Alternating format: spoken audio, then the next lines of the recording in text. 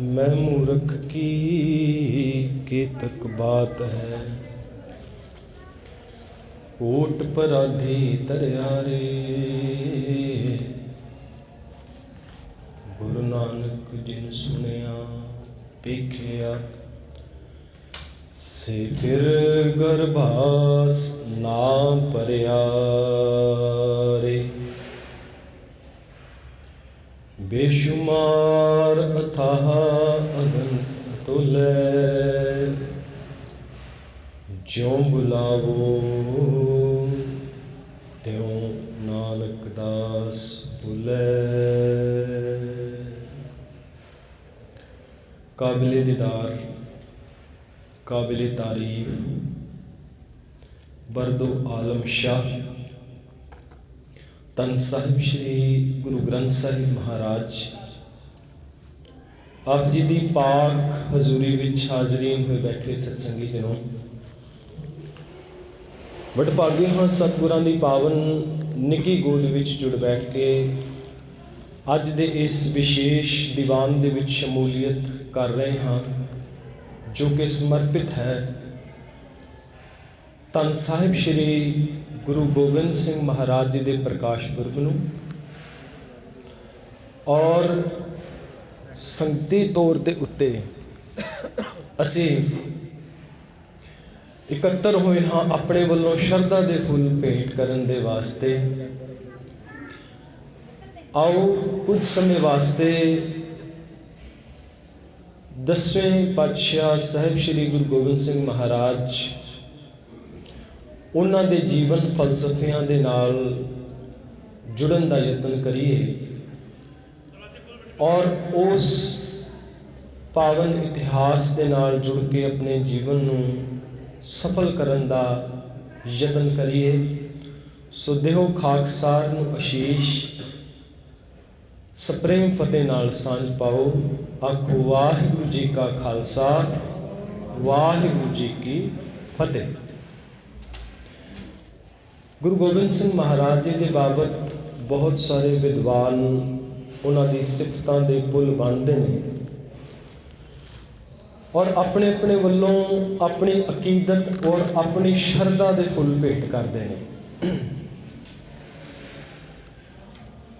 जिवें प्यारा सिंह पदम जी कहते हैं कि कोई इंसान महान है, वो अपनी महानता के गुणगान गाता है, लेकिन गुरु गोबिंद सिंह महाराज ऐसे पुरख ने जिन्हां दे परदादा महान ने, जिन्हां दे दादा महान ने, जिन्हां दे पिता महान ने, जिहड़े आप महानता दी शिखरां छूंदे ने और जिन्हां दे साहिबजादे, जिन्हां दे फरजंद महानता दे उस शिखरां नूं छूंदे ने जिन्हां नूं अज तक याद किया जाता है। सो महानता की जो बात आती है तो प्यारा सिंह पदम जी कहते हैं कि एको एक शख्सियत मेरी जहनीयत विच आती है जिसका नाम है गुरु गोबिंद सिंह। बहुत सारे विद्वानों ने गुरु गोबिंद सिंह की उस्तत की, उन्होंने अकीदत की, उन्होंने गुणगान गायन किया। अल्लाह यार खान जोगी एक बड़ी खूबसूरत नज़म लिखता है। जोगी जी जिहड़े कवि ने, जिहड़े इस्लाम मत के धारनी ने, जिहड़े कट्टर शरह दा पालन करते हैं, तो वो एक बार उन्होंने किसी ने पूछा कि तुसी जो कुछ लिख रहे हो गुरु गोबिंद सिंह महाराज जी दी सिफतां, कि तुहाडे अंदर भी वही भाव ने कि कई बारी कवि जिहड़ा है वो लोगों को रिझाण दे वास्ते, लोगों को लुभाउण दे वास्ते, वक्ता जो है लोगों को लुभाउण दे वास्ते, रिझाण दे वास्ते जां किसी माया की गरज दे करके कुछ सिफतां दे पुल बन देंदा है। पर वो मोमन कवि अल्लाह यार खान जोगी जी कहते हैं, मैं सौं खा के कहना मैनू उस अल्लाह की कसम है, कहते करतार की सौगंध नानक की कसम है, जितनी भी तारीफ हो गोबिंद की वो कम है, वो घट है।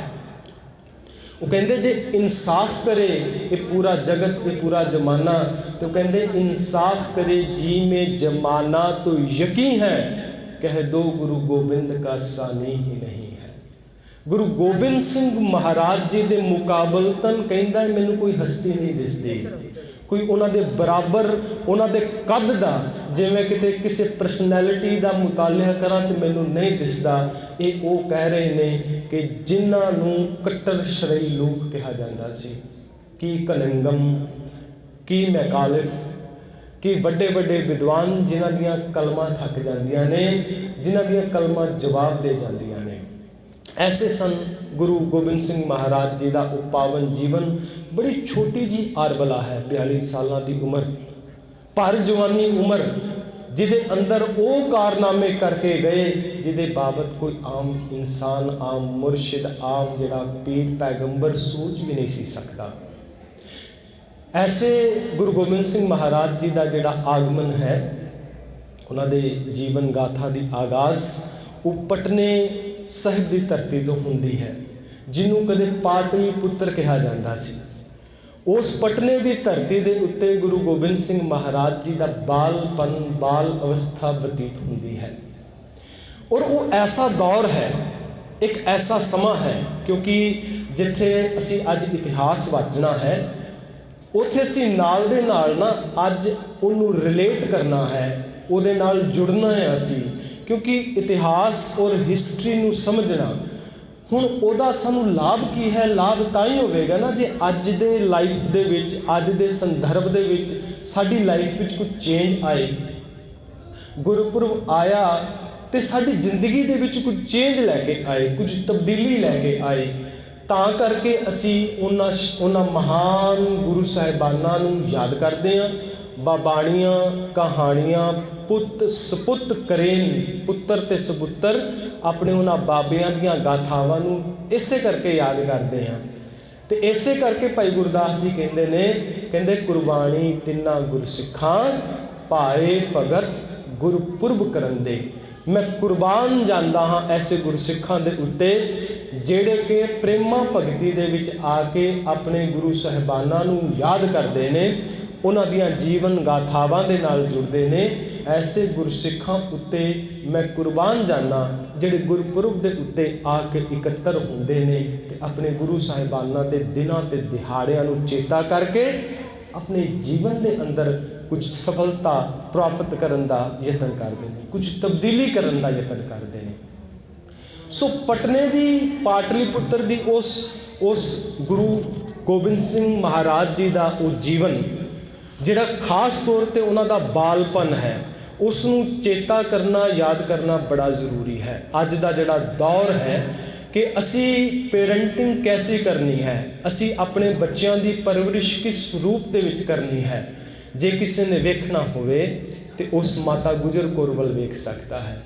जे किसी ने बाल परवरिश नूं देखना होवे तो गुरु तेग बहादुर महाराज जी जिहड़े पिता के रूप दे विच अपने बेटे की परवरिश करते हैं तो उस किस रूप दे विच कर रहे हैं, इसनूं वेखना बड़ा जरूरी है। बड़ी छोटी उम्र दे विच उस अवस्था के अंदर बाल गोबिंद राय जी कुछ सूरबीरता दीयां खेडां उस स्थान के उत्ते खेड रहे हैं जिसनूं पटना साहिब की अज धरती कहा जाता है, जिहड़ी कदे पाटलीपुत्र कहूंदी सी। उस स्थान के उत्ते क्योंकि राजनैतिक जिहड़ा सिस्टम सी, आप सारे उस इतिहास तो जाणो हो कि औरंगजेब का राज है, और औरंगजेब वो शासक है, वो तानाशाह है जिहड़ा अपने मुताबिक पूरे देश नूं चलाउणा चाहुंदा है, जिहदे विच किसी नूं धर्म की आज़ादी नहीं, जिहदे विच किसी नूं अपने धर्म की अकीदत निभाउण की आज़ादी नहीं, जिहदे विच किसी नूं अपने धार्मिक रिचुअल्स निभाउण की आज़ादी नहीं। उसने ऐसा एक व्यवस्था बना दी और ऐसा तानाशाही नज़रिया दुनिया के सामने रख दिता कि जो वो कहेगा या जो इस्लाम के मुताबिक वो इस्लामिक रंगत के अंदर पूरे भारत को रंगना चाहता है, वो मुताबिक सारिਆਂ ਨੂੰ रहना पवेगा। जजिया टैक्स ला दिता गया जिहड़ा उस समय के अंदर काफर लोगों के उत्ते जिन्होंने कि मोमन काफर कहते सन, उन्होंने उत्ते वो जजिया टैक्स ला दिता जाता है। हुण इत्थे एक गल चेता रखना ਕਿਤੇ ਸਾਡੀ ਜ਼ਹਿਨੀਅਤ ਵਿੱਚ ਇਹ ਨਾ ਆ ਜਾਵੇ ਕਿ ਇੱਕ ਕਮਿਊਨਿਟੀ ਜਾਂ ਇੱਕ ਕੌਮ ਦੇ ਨਾਲ ਕੋਈ ਗੁਰੂ ਗੋਬਿੰਦ ਸਿੰਘ ਮਹਾਰਾਜ ਜੀ ਦੀ ਜੰਗ ਰਹੀ ਹੈ। ਅੱਗੇ ਜਾ ਕੇ ਇਹਨੂੰ ਅਸੀਂ ਸਮਝਾਂਗੇ ਵੀ ਇੱਥੇ ਗੁਰੂ ਗੋਬਿੰਦ ਸਿੰਘ ਮਹਾਰਾਜ ਜੀ ਦੇ ਨਾਲ ਪਿਆਰ ਕਰਨ ਵਾਲੇ ਵੀ ਬੜੇ ਮੋਮਨ ਨੇ। ਅੱਲਾ ਯਾਰ ਖਾਨ ਜੋਗੀ ਦਾ ਜ਼ਿਕਰ ਮੈਂ ਕੀਤਾ, ਮੋਮਨ ਸੀ, ਮੁਸਲਮਾਨ ਹੈ। ਗਨੀ ਖਾਨ ਨਬੀ ਖਾਨ ਮੁਸਲਮਾਨ ਨੇ, ਉੱਚ ਦਾ ਪੀਰ ਬਣਾ ਕੇ ਲੈ ਕੇ ਜਾਂਦੇ ਨੇ। ਇੱਥੇ ਜਿਹੜੇ ਸਢੌਰੇ ਤੁਹਾਡੇ ਲਾਗੇ ਪੀਰ ਬੁੱਧੂ ਸ਼ਾਹ ਜੀ, ਇਹ ਮੁਸਲਮਾਨ ਨੇ, ਮੋਮਨ ਨੇ। ਸੋ ਇਹਦਾ ਮਤਲਬ ਇਹ ਨਹੀਂ ਕਿ ਗੁਰੂ ਗੋਬਿੰਦ ਸਿੰਘ ਮਹਾਰਾਜ ਜੀ ਦਾ ਜਿਹੜਾ ਵਿਰੋਧ ਹੈ ਉਹ ਕਿਸੇ ਖਾਸ ਕੌਮ ਦੇ ਵਾਸਤੇ ਸੀ, ਕਿਸੇ ਖਾਸ ਇੱਕ ਮਜ਼ਹਬ ਦੇ ਵਾਸਤੇ ਸੀ, ਨਹੀਂ। ਉਹਨਾਂ ਦੀ ਜਿਹੜੀ ਜੰਗ ਹੈ ਜਾਂ ਗੁਰੂ ਘਰ ਦੀ ਜਿਹੜੀ ਗੁਰਦੁਆਰਾ ਸਾਹਿਬ ਦੀ ਜਾਂ ਜਿਹੜੀ ਗੁਰਬਾਣੀ ਦੀ ਫਿਲਾਸਫੀ ਹੈ, ਜਾਂ ਜਿਹੜੀ ਗੁਰੂ ਨਾਨਕ ਮਹਾਰਾਜ ਜੀ ਤੋਂ ਲੈ ਕੇ ਅੱਜ ਤੱਕ ਜਿਹੜਾ ਫਲਸਫਾ ਚੱਲਿਆ, ਜਿਹੜਾ ਫਲਸਫਾ ਹੈ ਇਹ ਕੀ ਸੀ? ਫਲਸਫਾ ਇਹ ਸੀ ਜ਼ੁਲਮ ਦੇ ਖਿਲਾਫ ਸੱਚ ਦੀ ਆਵਾਜ਼ ਨੂੰ ਬਾਬੁਲੰਦ ਕਰਨਾ। ਇਹ ਫਲਸਫਾ ਸੀ ਗੁਰਮਤਿ ਦਾ। ਉਸ ਸਮੇਂ ਦੇ ਕੁਝ ਹਾਲਾਤ ਕੈਸੇ ਸਨ? ਪੋਲੀਟੀਕਲੀ ਤੌਰ 'ਤੇ, ਰਾਜਨੀਤਿਕ ਤੌਰ 'ਤੇ, ਸਮਾਜਿਕ ਤੌਰ 'ਤੇ ਸਾਡੇ ਦੇਸ਼ ਦੇ ਹਾਲਾਤ ਕੋਈ ਬਹੁਤੇ ਚੰਗੇ ਨਹੀਂ ਸੀ। ਗੁਰੂ ਨਾਨਕ ਸਮੇਂ ਤੋਂ ਕਾਲ ਤੋਂ ਲੈ ਕੇ ਜਦੋਂ ਅਸੀਂ ਦੇਖੀਏ ਨਾ, ਬਾਬਰ ਵਰਗਾ ਆ ਰਿਹਾ ਹਮਲਾਵਰ, ਔਰ ਬਾਬਰ ਆਉਂਦਾ ਹੈ, ਪੂਰੇ ਦੇਸ਼ ਦੇ ਅੰਦਰ ਕੋਈ ਉਸ ਬਾਬਰ ਦਾ ਵਿਰੋਧ ਨਹੀਂ ਕਰਦਾ। ਉਹਨਾਂ ਸਮਿਆਂ ਦੇ ਵਿੱਚ ਇੱਕੋ ਆਵਾਜ਼ ਬਾਬੁਲੰਦ ਹੁੰਦੀ ਹੈ। ਤੁਸੀਂ ਕਿਸੇ ਧਰਮ ਗ੍ਰੰਥ ਵਿੱਚ ਐਸੀ ਸਟੇਟਮੈਂਟ ਨਹੀਂ ਪੜ੍ਹ ਸਕਦੇ ਜਿਹਦੇ ਅੰਦਰ ਇਹ ਲਿਖਿਆ ਹੋਵੇ ਕਿ ਜਿਸ ਨੂੰ ਬਾਬਰ ਨੂੰ ਵੰਗਾਰ ਕੇ ਕਿਹਾ ਹੋਵੇ ਕਿ ਪਾਪ ਕੀ ਜੰਜ ਲੈ ਕਾਬਲੋਂ ਧਾਇਆ, ਜੋਰੀ ਮੰਗੈ ਦਾਨ ਵੇ ਲਾਲੋ। ਜਿਹਦੇ ਵਿੱਚ ਇਹ ਆਖਿਆ ਹੋਵੇ ਕਿ ਤੂੰ ਜੋ ਫੌਜ ਲੈ ਕੇ ਆ ਰਿਹਾ ਹੈ, ਇਹ ਪਾਪ ਦੀ ਜੰਜ ਲੈ ਕੇ ਆ ਰਿਹਾ ਹੈ। ਐਸੀ ਸਟੇਟਮੈਂਟ ਗੁਰੂ ਨਾਨਕ ਮਹਾਰਾਜ ਜੀ ਦਿੰਦੇ ਨੇ। ਹੁਣ ਐਸੀ ਹੀ ਸੋਚ ਹੈ। ਆਖਰ ਇਹ ਕਿਉਂ ਕਹਿਣਾ ਪਿਆ? ਉਹਦੇ ਪਿੱਛੇ ਕਾਰਨ ਸੀ ਬਹੁਤ ਵੱਡਾ ਕਿ ਜਿਹੜਾ ਸਾਡਾ ਸਮਾਜ ਸੀ ਨਾ, ਇਹਦੇ ਅੰਦਰ ਇੱਕ ਬੜੀ ਇਉਂ ਕਹਿ ਲਓ ਕਿ ਇੱਕ ਬੇਚਾਰਗੀ ਦਾ ਮਾਹੌਲ ਬਣਿਆ ਸੀ। ਇੱਥੇ ਲੋਕ ਜਿਹੜੇ ਸਨ ਬੜੇ ਹੀਣੇ ਹੋ ਚੁੱਕੇ ਸਨ, ਜਿਨ੍ਹਾਂ ਦੀ ਅਣਖਾਂ ਖਤਮ ਹੋ ਚੁੱਕੀਆਂ ਸੀ, ਜਿਨ੍ਹਾਂ ਦੀਆਂ ਗੈਰਤਾਂ ਖਤਮ ਹੋ ਚੁੱਕੀਆਂ ਸੀ, ਜਿਹੜੀ ਇੱਜ਼ਤ ਦੀ ਕੋਈ ਬਾਤ ਹੀ ਨਹੀਂ ਸੀ ਕਰਦਾ। ਔਰ ਇੰਨੀ ਅਣਖ ਤੇ ਗੈਰਤ ਖਤਮ ਹੋਈ ਸੀ। ਮੈਂ ਇੱਕ ਘਟਨਾ ਤੁਹਾਡੇ ਸਾਹਮਣੇ ਰੱਖਾਂ। ਬਾਬਰ ਦਾ ਨਾ ਫੋਰਫਾਦਰ ਦੇ ਵਿੱਚ ਆਉਂਦਾ, ਬਾਬਰ ਦੇ ਦਾਦੇ ਪੜਦਾਦਿਆਂ ਵਿੱਚੋਂ ਤੈਮੂਰ ਲੰਗ, ਤੁਸੀਂ ਇਤਿਹਾਸ ਵਿੱਚ ਨਾਮ ਸੁਣਿਆ ਹੋਣਾ ਉਹਦਾ। ਅਫਗਾਨਿਸਤਾਨ ਦੇ ਉਸ ਇਲਾਕੇ ਵਿੱਚੋਂ, ਮਿਡਲ ਈਸਟ ਵਿੱਚੋਂ ਜਦੋਂ ਉੱਠ ਕੇ ਆ ਰਿਹਾ ਹੈ ਹਮਲਾ ਕਰਨ ਵਾਸਤੇ ਹਿੰਦੁਸਤਾਨ ਤੇ ਇਹਦੀ ਮਾਂ ਨੇ ਇਸ ਨੂੰ ਕਿਹਾ ਵੀ ਤੂੰ ਕਿੱਥੇ ਚੱਲਾ ਹੈ? ਕਹਿਣ ਲੱਗਾ ਵੀ ਮੈਂ ਹਮਲਾ ਕਰਨ ਚੱਲਾਂ। ਉਹ ਕਹਿੰਦੀ ਉਹ ਤਾਂ ਬੜਾ ਵੱਡਾ ਦੇਸ਼ ਹੈ। ਕਹਿੰਦਾ ਹੋਵੇਗਾ ਵੱਡਾ ਦੇਸ਼। ਉਹ ਕਹਿੰਦੀ ਵੀ ਤੇਰੀ ਇੱਕ ਲੱਤ ਕੰਮ ਨਹੀਂ ਕਰਦੀ, ਕਿਉਂਕਿ ਉਹ ਇੱਕ ਲੱਤ ਉਹਦੀ ਨਕਾਰਾ ਸੀ, ਇਸ ਕਰਕੇ ਉਹਦਾ ਨਾਮ ਸੀ ਤੈਮੂਰ ਲੰਗ। ਲੰਗ ਦਾ ਮਤਲਬ ਲੰਗੜਾ ਕੇ ਚੱਲਦਾ ਸੀ। ਤੇਰੀ ਤੇ ਇੱਕ ਲੱਤ ਵੀ ਕੰਮ ਨਹੀਂ ਕਰਦੀ। ਤੇ ਇਸ ਨੇ ਆਪਣੀ ਮਾਂ ਨੂੰ ਜਵਾਬ ਦਿੱਤਾ, ਕਹਿੰਦਾ ਅਮਾਂ, ਹਿੰਦੁਸਤਾਨ ਦੇ ਅੰਦਰ ਇੰਨੀ ਬੇਜ਼ਾਰੀਅਤ ਹੈ, ਉੱਥੇ ਅਣਖਾਂ ਨਹੀਂ ਰਹੀਆਂ, ਉੱਥੇ ਇੰਨਾ ਡਰ ਤੇ ਭੈ ਤੇ ਸਹਿਮ ਦੇ ਵਿੱਚ ਲੋਕ ਰਹਿੰਦੇ ਨੇ। ਮੇਰੀ ਤੇ ਇੱਕ ਲੱਤ ਨਹੀਂ ਕੰਮ ਕਰਦੀ। ਜਿਹਦੀਆਂ ਦੋਵੇਂ ਲੱਤਾਂ ਕੰਮ ਨਾ ਕਰਦੀਆਂ ਹੋਣ, ਉਹ ਵੀ ਉਸ ਦੇਸ਼ ਉੱਤੇ ਜਾ ਕੇ ਨਾ ਬੜੇ ਆਰਾਮ ਦੇ ਨਾਲ ਜਿੱਤ ਪ੍ਰਾਪਤ ਕਰ ਸਕਦਾ ਹੈ। ਇਹ ਉਸ ਸਮੇਂ ਦੇ ਸਮਾਜ ਦਾ ਚਿੱਤਰਣ ਕਰ ਰਹੇ ਨੇ। ਮਹਿਮੂਦ ਵਰਗੇ ਆ ਕੇ 17 ਸਿਪਾਹੀ ਜਿਹੜੇ ਸੇਨ ਰਾਜਿਆਂ ਨੂੰ ਹਰਾ ਜਾਂਦੇ ਨੇ। 17 ਸਿਪਾਹੀ ਕਿੰਨੇ ਕੁ ਹੁੰਦੇ ਨੇ? ਆ ਕੇ ਬੰਗਾਲ ਦੇ ਵਿੱਚ ਸੇਨ ਰਾਜਿਆਂ ਨੂੰ ਹਰਾ ਕੇ ਚਲੇ ਗਏ। ਐਸੀ ਹਾਲਾਤ ਸੀ, ਬੇਜ਼ਾਰੀਅਤ ਦੀ ਹਾਲਾਤ। ਫਿਰ ਕਹਿੰਦੇ ਇੱਕ ਆਵਾਜ਼ ਉੱਠੀ ਜਿਹਨੂੰ ਮੁਹੰਮਦ ਇਕਬਾਲ ਕਹਿੰਦਾ ਕਿ ਫਿਰ ਉੱਠੀ आखिर सदा तौहीद की पंजाब से हिंद को एक मर्दे कामिल ने जगाया ख्वाब से। हिंदुस्तान के लोगों को हलूण के जगाया, उन्होंने ख्वाब तो जगाया, सुतिया नूं जगाया कि जे जीवै पत लथी जाए, सब हराम जेता किच खाए।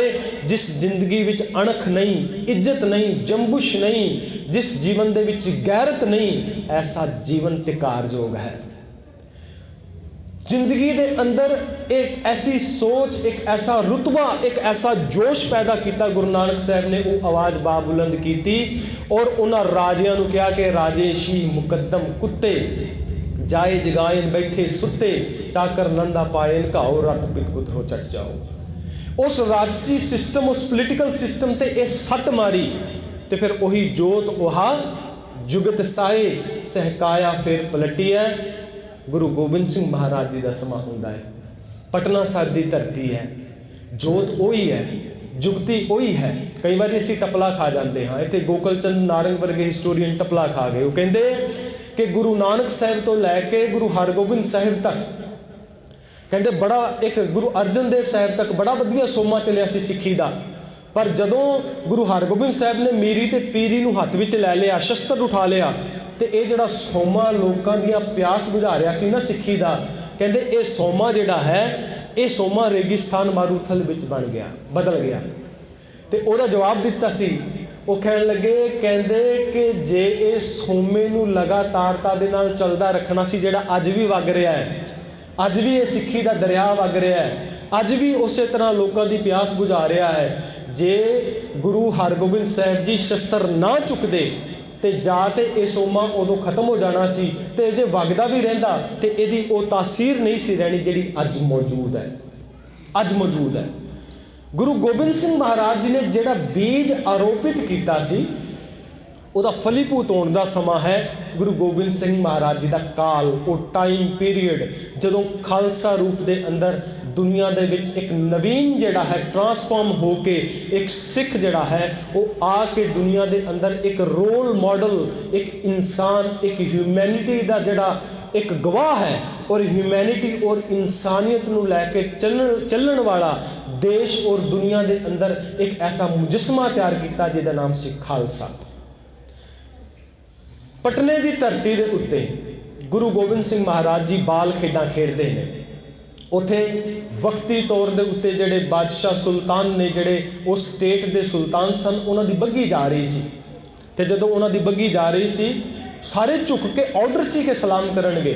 अज भी तुसीं देखो ना, अज कोई पोलीटिकली तौर के उत्ते कोई MLA होवे, MP होवे, उन्हां दी गड्डियां जांदियां ने, अज भी वो लाल बत्ती हुंदी है, वेख के उन्हां नूं सारिआं नूं साइड देनी पै जांदी है। ना चाहते हुए भी, जे भावें असीं डेमोक्रेसी कहते हैं, बाहरले देशों के ये सोच नहीं, पर अज साडे देशों के असीं देखते हैं ना कि अज भी वो राजसी रुतबा रखते हैं। MP ते MLAs ने, उन्होंने साइड देनी पैंदी है। अगे अगे जिहड़ियां ने पुलिस दीयां गड्डियां चलदियां ने, लोग साइड देंदे ने, रुकते हैं। तो वो कैसे हालात होणगे जिन्हां हालातां दे अंदर तानाशाह राज कर रहे हैं।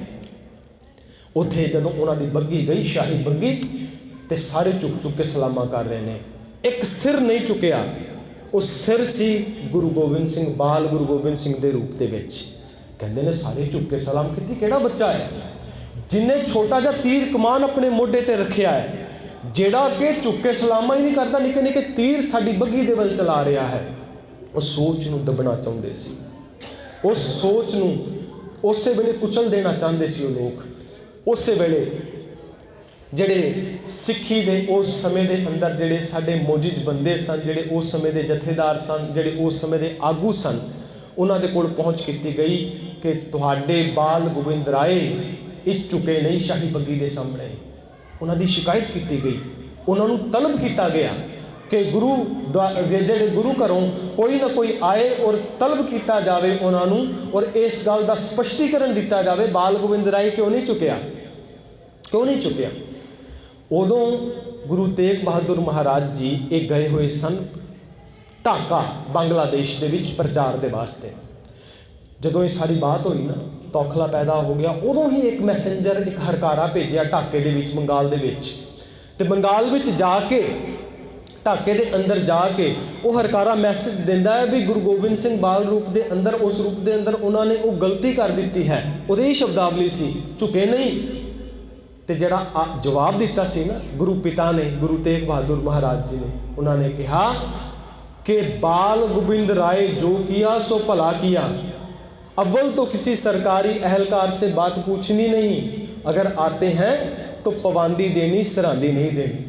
इसका मतलब कि जो कुछ बाल गोबिंद राय ने किया चंगा किया, जे नहीं चुकिया, ये पोलीटिकल राजशाही तानाशाही सिस्टम के अगे नहीं चुकिया, तो चंगा किया नहीं चुकिया, बहुत चंगा किया। कहते जे कोई वो राजसी सलाह आ जान आगू, तो जे आके उस स्थान के उठने पटना साहिब की धरती के उत्ते जे सवाल जवाब करन, तो उन्होंने पैरों वाले पासे बिठाना, सराहने सरांदी नहीं देनी, भाव उन्होंने मान इज्जत ना देना, उन्होंने कहना जो किया तो चंगा किया उसने। ऐसी गुड़ती दी जा रही सी। ऐसी स्पिरिट भरी जा रही है। 5-6 साल के बच्चे के अंदर जो ऐसी स्पिरिट होगी, ऐसी गुरती दी जाएगी, जिथे एक पिता ऐसी गुरतियाँ देंदा होवे ते जिथे माता गुजर कौर के रूप के अंदर एक गुरती देंदी होवे। वो घटना तुहानू सारिਆਂ ਨੂੰ चेता होगी कि गुरु गोबिंद सिंह महाराज जी कंगन सुटते हैं गंगा नदी के अंदर, तो जाते ने कुछ सिख जाके कहते हैं माता जी कंगन सुट देते हैं, तो आके गुरु गोबिंद सिंह बाल गोबिंद राय के रूप के अंदर माता जी सवाल करते हैं कि बेटा जी कंगन कित्थे ते क्यों सुट्ठे ने, तो दूजा कंगन हथ में सोने का कढ़ के वगा के गंगा नदी के सुटते हैं, तो कहते हैं माता जी उत्थे सुट्ठे हैं। तो कहते हैं आखिर की कारण है।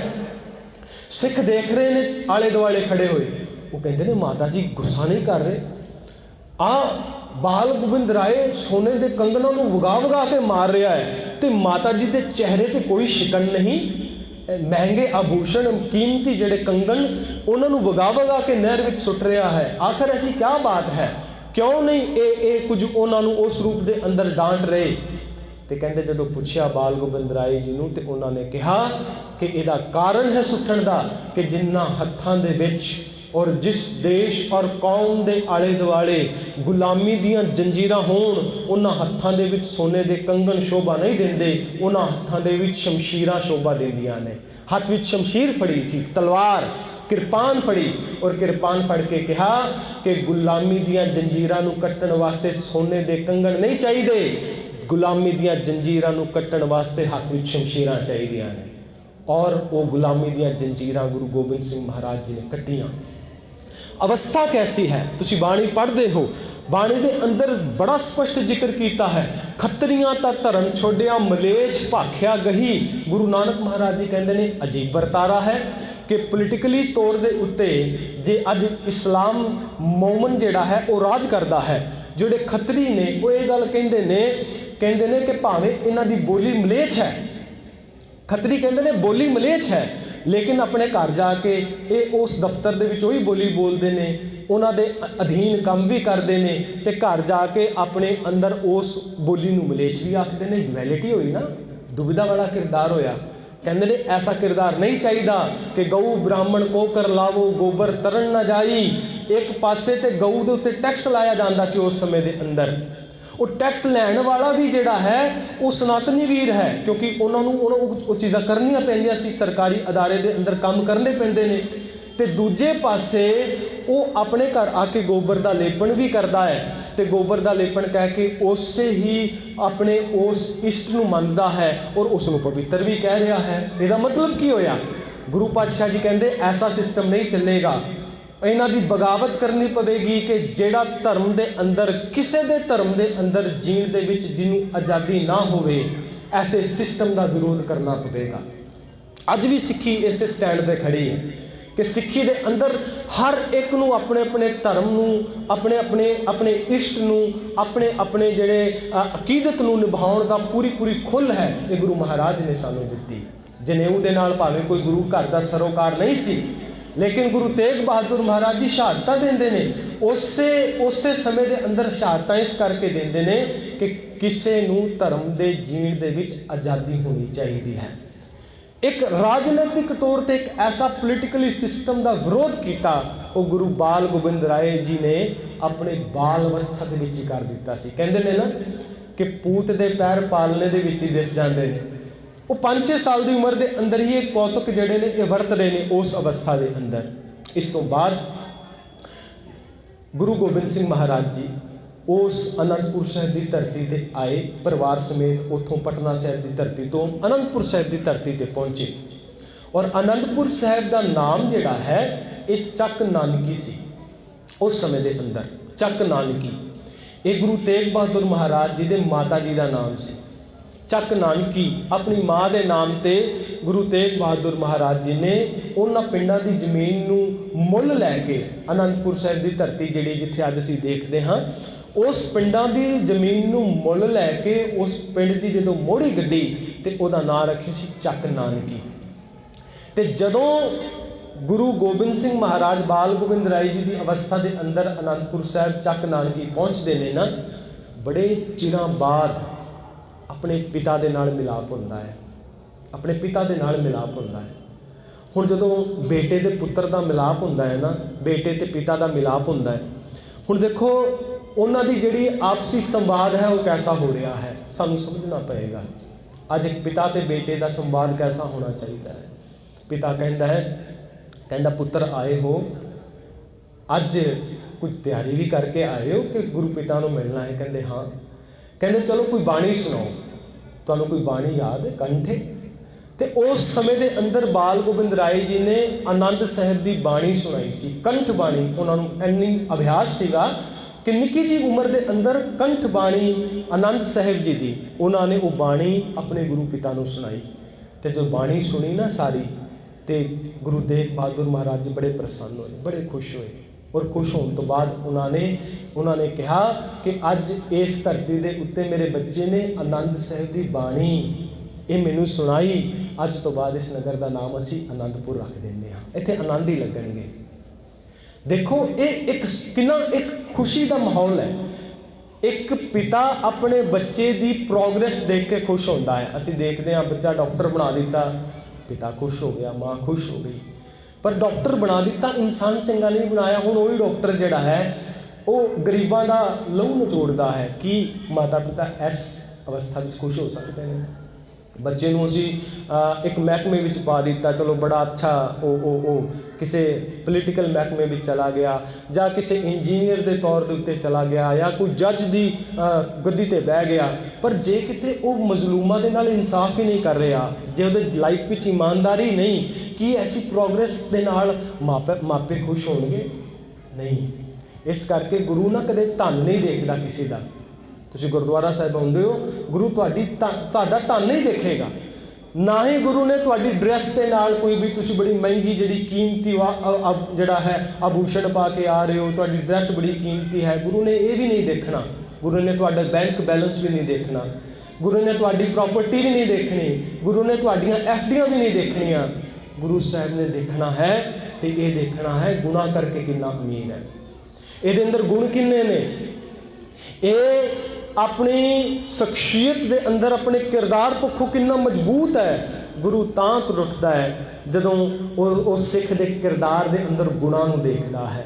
ਗੁਰੂ ਪਾਤਸ਼ਾਹ ਜੀ ਉੱਠੇ, ਆਪਣੇ ਪੁੱਤਰ ਦੇ ਅੰਦਰ ਆਨੰਦ ਸਾਹਿਬ ਦੀ ਬਾਣੀ ਦਾ ਗੁਣ ਵੇਖਿਆ ਤੇ ਖੁਸ਼ ਹੋ ਕੇ ਉਸ ਨਗਰ ਦਾ ਨਾਮ ਹੀ ਉਹਨਾਂ ਨੇ ਆਨੰਦਪੁਰ ਸਾਹਿਬ ਦੀ ਧਰਤੀ ਰੱਖ ਦਿੱਤਾ। ਸੋ ਉਸ ਆਨੰਦਪੁਰ ਸਾਹਿਬ ਦੀ ਧਰਤੀ ਦੇ ਉੱਤੇ ਹਲੇ ਕੁਝ ਸਮਾਂ ਹੀ ਬੀਤਿਆ ਹੋਣਾ, 9 ਸਾਲ ਦੀ ਉਮਰ ਹੈ ਗੁਰੂ ਗੋਬਿੰਦ ਸਿੰਘ ਮਹਾਰਾਜ ਜੀ ਦੀ। ਕਹਿੰਦੇ ਨੇ ਕਿ ਕਸ਼ਮੀਰ ਤੋਂ ਬ੍ਰਾਹਮਣ ਆਏ, ਕਿਉਂਕਿ ਔਰੰਗਜ਼ੇਬ ਉਸ ਵੇਲੇ ਜ਼ਬਰ ਜ਼ੁਲਮ ਕਰ ਰਿਹਾ ਹੈ। ਦੁਖੀ ਵਿਪਰ ਚੱਲ ਕੇ ਆਏ ਪੁਰੀ, ਆਨੰਦ ਬਾਹਾਂ ਅਸਾਡੀ ਪਕੜੀਏ ਸ਼੍ਰੀ ਹਰਗੋਬਿੰਦ ਕੇ ਚੰਦ। ਐਸੀ ਅਵਸਥਾ ਦੇ ਅੰਦਰ ਆਏ ਕਿ ਸਾਡੀ ਬਾਂਹ ਫੜਨ ਵਾਲਾ ਕੋਈ ਨਹੀਂ। ਮਰਾਠੇ ਜਵਾਬ ਦੇ ਗਏ, ਰਾਜਪੂਤ ਜਵਾਬ ਦੇ ਗਏ, ਸਾਡੀ ਕੋਈ ਮਦਦ ਕਰਨ ਵਾਲਾ ਨਹੀਂ। ਹਾਂ, ਇੱਕ ਦਰ ਐਸਾ ਹੈ ਜਿਹਦੇ ਬਾਬਤ ਸੁਣਿਆ ਹੈ, ਨਿਮਾਣਿਆਂ ਦਾ ਮਾਣ, ਨਿਤਾਣਿਆਂ ਦਾ ਤਾਣ, ਨਿਓਟਿਆਂ ਦੀ ਓਟ, ਨਿਆਸਰਿਆਂ ਦਾ ਆਸਰਾ। ਇਹ ਬਾਬੇ ਨਾਨਕ ਦਾ ਦਰਬਾਰ, ਜਿਹਦੇ ਆ ਕੇ ਜਿਸ ਦਰਬਾਰ ਦੇ ਵਿੱਚ ਕੋਈ ਖਾਲੀ ਹੱਥ ਨਹੀਂ ਜਾਂਦਾ। ਇਹ ਉਹ ਵਿਪਰ ਨੇ, ਉਹ ਕਸ਼ਮੀਰੀ ਬ੍ਰਾਹਮਣ ਨੇ ਜਿਹੜੇ ਕਿ ਉਸ ਸਮੇਂ ਦੇ ਦੌਰਾਨ ਗੁਰੂ ਤੇਗ ਬਹਾਦਰ ਮਹਾਰਾਜ ਜੀ ਦੇ ਕੋਲ ਚੱਲ ਕੇ ਆਏ ਸੀ, ਜਿਹਦੇ ਅੰਦਰ ਕਿਰਪਾ ਦੱਤ ਨਾਮ ਦਾ ਬ੍ਰਾਹਮਣ ਜਿਹੜੇ ਇਹਨਾਂ ਦੇ ਆਗੂ ਸਨ। ਇਹ ਉਸ ਸਮੇਂ ਦੇ ਅੰਦਰ ਇੱਕ ਡੈਲੀਗੇਸ਼ਨ, ਇੱਕ ਜਥਾ ਲੈ ਕੇ ਆਏ ਉੱਥੇ, ਔਰ ਆਣ ਕਰਕੇ ਇਹਨਾਂ ਨੇ ਅਰਦਾਸ ਕੀਤੀ ਤੇ ਗੁਰੂ ਪਾਤਸ਼ਾਹ ਜੀ ਨੇ ਕਿਹਾ ਕਿ ਇਹ ਤੁਹਾਡੀ ਸਮੱਸਿਆ ਦਾ ਹੱਲ ਇੱਕੋ ਹੈ। ਉਹ ਸਮੱਸਿਆ ਦਾ ਹੱਲ ਕੀ ਹੈ ਕਿ ਤੁਹਾਨੂੰ ਕੁਰਬਾਨੀ ਦੇਣੀ ਪਵੇਗੀ, ਜਾਂ ਕਿਸੇ ਇੱਕ ਵੱਡੇ ਜਿਹੜੇ ਇੱਕ ਵੱਡੇ ਆਗੂ ਨੂੰ ਕੁਰਬਾਨੀ ਦੇਣੀ ਪਵੇਗੀ। ਤੇ ਬਾਲ ਗੋਬਿੰਦ ਰਾਏ ਦੀ ਅਵਸਥਾ ਦੇ ਵਿੱਚ ਗੁਰੂ ਗੋਬਿੰਦ ਸਿੰਘ ਮਹਾਰਾਜ ਜੀ ਕਹਿੰਦੇ ਨੇ ਪਿਤਾ ਜੀ, ਤੁਹਾਡੇ ਤੋਂ ਵੱਡਾ ਮਹਾਂਪੁਰਖ, ਤੁਹਾਡੇ ਤੋਂ ਵੱਡਾ ਗੁਰੂ, ਤੁਹਾਡੇ ਤੋਂ ਵੱਡੇ ਜਿਹੜੇ ਵਿਦਵਾਨ ਵੇਤਾ, ਜਾਂ ਤੁਹਾਡੇ ਤੋਂ ਵੱਡਾ ਆਗੂ ਕਿਹੜਾ ਹੋ ਸਕਦਾ ਹੈ ਕਿ ਜਿਹੜਾ ਇਹਨਾਂ ਦਾ ਸਾਥ ਨਾ ਦੇਵੇ ਤੇ ਤੁਸੀਂ ਇਸ ਕੁਰਬਾਨੀ ਵਾਸਤੇ ਅੱਗੇ ਜਾਓ। ਦੇਖੋ, ਪਤਾ ਗੁਰੂ ਤੇਗ ਬਹਾਦਰ ਮਹਾਰਾਜ ਜੀ ਨੂੰ ਸੀ, ਪਰ ਇੱਕ ਕਹਿੰਦੇ ਨਾ ਸੀ ਮੋਹ ਦੀਆਂ ਤੰਦਾਂ, ਮੋਹ ਦਾ ਬਹੁਤ ਜ਼ਿਕਰ ਆਉਂਦਾ ਗੁਰਬਾਣੀ ਦੇ ਵਿੱਚ। ਕਾਮ, ਕ੍ਰੋਧ, ਮੋਹ, ਲੋਭ, ਮੋਹ ਤੇ ਹੰਕਾਰ, ਇਹ ਜਜ਼ਬੇ ਨੇ। ਇਹਨਾਂ ਵਿਕਾਰਾਂ ਦੇ ਉੱਤੇ ਜਦੋਂ ਤੁਸੀਂ ਗੁਰੂ ਗੋਬਿੰਦ ਸਿੰਘ ਮਹਾਰਾਜ ਜੀ ਦਾ ਉਹਨਾਂ ਦਾ ਜੀਵਨ ਫਲਸਫਾ ਵੇਖੋਗੇ, ਉਹਨਾਂ ਦੀ ਜੀਵਨ ਗਾਥਾ ਦਾ ਤੁਸੀਂ ਵਿਵੇਚਨ ਕਰੋਗੇ, ਤੁਹਾਨੂੰ ਇੱਕ ਵੀ ਵਿਕਾਰ ਐਸਾ ਨਹੀਂ ਮਿਲੇਗਾ ਜਿਹੜਾ ਗੁਰੂ ਪਾਤਸ਼ਾਹ ਜੀ ਦੀ ਸ਼ਖਸੀਅਤ ਦੇ ਅੰਦਰ ਉਹਨਾਂ ਦੇ ਉੱਤੇ ਭਾਰੂ ਹੁੰਦਾ ਹੋਵੇ। ਵੈਸੇ ਤਾਂ ਗੁਰੂ ਆਪ ਹੀ ਨਿਰਲੇਪ ਹੈ, ਪਰ ਜਦੋਂ ਤੁਸੀਂ ਪੜ੍ਹਦੇ ਹੋ ਨਾ ਤੇ ਤੁਹਾਨੂੰ ਪ੍ਰਤੱਖ ਪ੍ਰਮਾਣ ਮਿਲਦੇ ਨੇ ਕਿ ਆਪਣੇ ਪਿਤਾ ਨੂੰ ਤੋੜ ਦਿੱਤਾ। ਔਰ ਪਤਾ ਹੈ ਕਿ ਪਿਤਾ ਦਾ ਸ਼ੀਸ਼ ਜਿਹੜੇ ਭਾਈ ਜੈਤਾ ਜੀ ਲੈ ਕੇ ਆਏ 1 ਮਹੀਨੇ ਪੁਰਾਣਾ ਹੈ, ਜਿਹੜਾ ਖੂਨ ਦੇ ਨਾਲ ਲਿਬੜਿਆ ਹੋਇਆ ਹੈ, ਕੱਟਿਆ ਹੋਇਆ ਪਿਤਾ ਦਾ ਸ਼ੀਸ਼, ਔਰ ਆਪਣੀ ਝੋਲੀ ਵਿੱਚ ਪਵਾ ਕੇ ਬੈਠੇ ਨੇ, ਜਿਹੜਾ ਕਿ ਨਿੰਮ ਦੇ ਪੱਤੀਆਂ ਦੇ ਨਾਲ ਤੇ ਇੱਕ ਰੁਮਾਲੇ ਦੇ ਨਾਲ ਜਿਹੜਾ ਖੂਨ ਦੇ ਨਾਲ ਲਿਬੜਿਆ ਹੈ, ਕੱਟਿਆ ਹੋਇਆ ਸ਼ੀਸ਼ ਆਪਣੇ ਪਿਤਾ ਦਾ ਵੇਖ ਕੇ 9 ਸਾਲ ਦਾ ਕੋਈ ਬੱਚਾ ਹੋਵੇ ਉਹਦੀ ਮਾਨਸਿਕਤਾ ਸਮਝ ਸਕਦੇ ਹੋ। ਲੇਕਿਨ ਉਸ ਥਾਂ ਦੇ ਉੱਤੇ ਅਡੋਲ ਹੋ ਕੇ ਬਹਿਣਾ ਔਰ ਗੁਰੂ ਪਦਵੀ ਤੇ ਆ ਕੇ ਗੁਰੂ ਗੋਬਿੰਦ ਸਿੰਘ ਮਹਾਰਾਜ ਜੀ ਕੌਮ ਨੂੰ ਅਗਵਾਈ ਦਿੰਦੇ ਨੇ, ਔਰ ਨਾ ਕੇਵਲ ਅਗਵਾਈ ਦਿੰਦੇ ਨੇ, ਅਨੰਦਪੁਰ ਸਾਹਿਬ ਦੀ ਆਬੋ ਹਵਾ ਨੂੰ ਬਦਲ ਕੇ ਰੱਖ ਦਿੰਦੇ ਨੇ।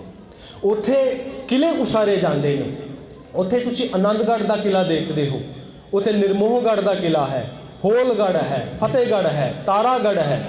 ਇਹਨਾਂ ਕਿਲਿਆਂ ਦੇ ਦਰਸ਼ਨ ਆਪਣੇ ਬੱਚਿਆਂ ਨੂੰ ਜਾ ਕੇ ਕਰਾਓ ਕਿ ਜਿੱਥੇ ਸਾਡੇ ਗੁਰੂ ਗੋਬਿੰਦ ਸਿੰਘ ਮਹਾਰਾਜ ਜੀ ਨੇ ਐਸੀ ਅਵਸਥਾ ਦੇ ਵਿੱਚ ਜਿੱਥੇ ਸਾਰੀ ਦੁਨੀਆ ਦੁਸ਼ਮਣ ਹੈ, ਜਿੱਥੇ ਪੂਰੀ ਮਖਲੂਕਾਤ ਜਿਹੜੀ ਉਹਨਾਂ ਦੇ ਖਿਲਾਫ ਜਾ ਕੇ ਖੜੀ ਹੋਈ ਹੈ, ਤੇ ਉੱਥੇ ਜਾ ਕੇ ਉਹ ਐਸੇ ਉਸਾਰੂ ਕੰਮ ਕਰ ਰਹੇ ਨੇ ਕਿ ਜਿੱਥੇ ਕਿਲੇ ਬਣਾਏ ਜਾ ਰਹੇ ਨੇ।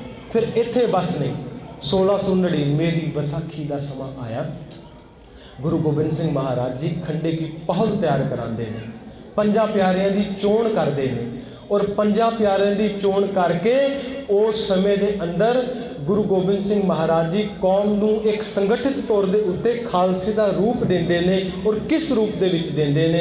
ਗੁਰੂ ਗੋਬਿੰਦ ਸਿੰਘ ਮਹਾਰਾਜ ਜੀ ਨੇ ਖੰਡੇ ਬਾਟੇ ਦੀ ਪਹਲ ਤਿਆਰ ਕੀਤੀ ਨਾ।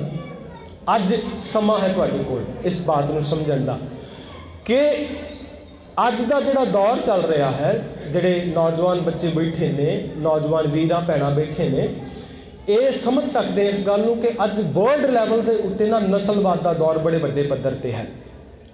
ਜਿੱਥੇ ਅਫਰੀਕਨ ਲੋਕ ਨੇ ਉਹਨਾਂ ਤੋਂ ਯੂਰੋਪੀਅਨਸ ਨਫ਼ਰਤ ਕਰਦੇ ਨੇ। ਜਿਹੜੇ ਅਮਰੀਕਾ ਦੇ ਵਿੱਚ ਪਿੱਛੇ ਬਲੈਕ ਲਾਈਫ ਮੈਟਰ ਹੋਇਆ ਸੀ, ਤੁਸੀਂ ਸੁਣਿਆ ਹੋਣਾ, ਮੂਵਮੈਂਟ ਚੱਲੀ ਸੀ। ਉਸ ਮੂਵਮੈਂਟ ਦੇ ਅੰਦਰ ਜਿਹੜੇ ਅਫਰੀਕਨ ਕਾਲੇ ਲੋਕ ਸਨ, ਉਹਨਾਂ ਦੇ ਨਾਲ ਜ਼ਿਆਦਤੀਆਂ ਹੋਣ ਕਰਕੇ ਉਹਨਾਂ ਨੇ